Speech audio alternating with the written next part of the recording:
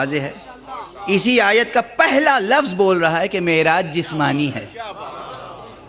حضور جسم و جسمانیات کے ساتھ گئے، یعنی اپنے پورے وجود مقدس کے ساتھ گئے، اپنے پورے وجود مقدس کے ساتھ گئے، جسم کے ساتھ، جسمانیات کے ساتھ، جسم پر جو لباس تھا اس کے ساتھ، قدم مبارک میں جو نعلین تھی اس کے ساتھ. کیا شرف مصطفیٰ ہے جس کی نعلین گوشوارہ عرش بن جائے.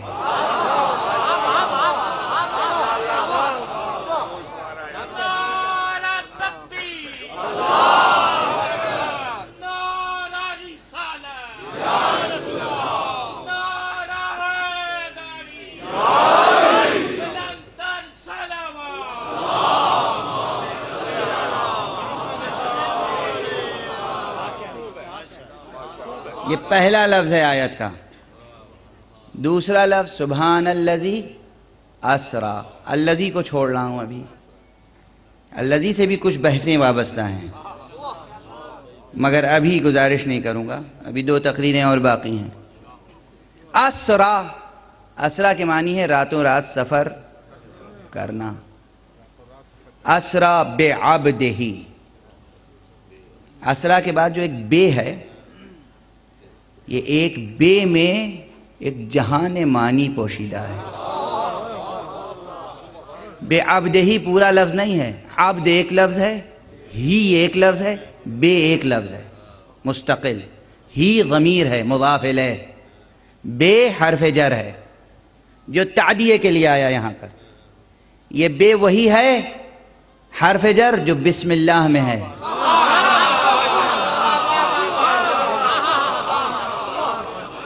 یہ بے وہی ہے. عربی گرامر کا سبق ہے. یہ عربی کا یہ ایک حرف بے 14 معنی کے لیے استعمال ہوتا ہے. نحو کی کتابیں اٹھا کے دیکھیے، ایک حرف بے میں 14 معنی سموئے ہوئے ہیں. 14 معنی ایک حرف بے میں. بس اب اس سے زیادہ صراحت نہیں کروں گا، لطف آپ خود لیتے رہیں. محظوظ آپ کا ذہن خود ہوگا، آپ کا قلب خود محظوظ ہوگا، ورنہ پھر مجلس جو ہے وہ عربی گرامر کی کلاس میں بدل جائے گی. وہاں بے وہ بھی حرف جر الگ معنی کے لیے آیا، وہ استعانت کے لیے آیا. یہاں بے حرف جر تعدیے کے لیے آیا. کیا کہنا اس ذات کا، پاک اور پاکیزہ ہے وہ ذات جو اپنے بندے کو لے گئی، عبد کو لے گئی. وہ ذات بظاہر جبرائیل لے جا رہے ہیں، بظاہر براق پر جا رہے ہیں. پروردگار فرما رہا ہے یہ سب میری قدرت کا کرشمہ. یعنی رب چاہتا تو بغیر براق و جبرائیل کے بلا لیتا،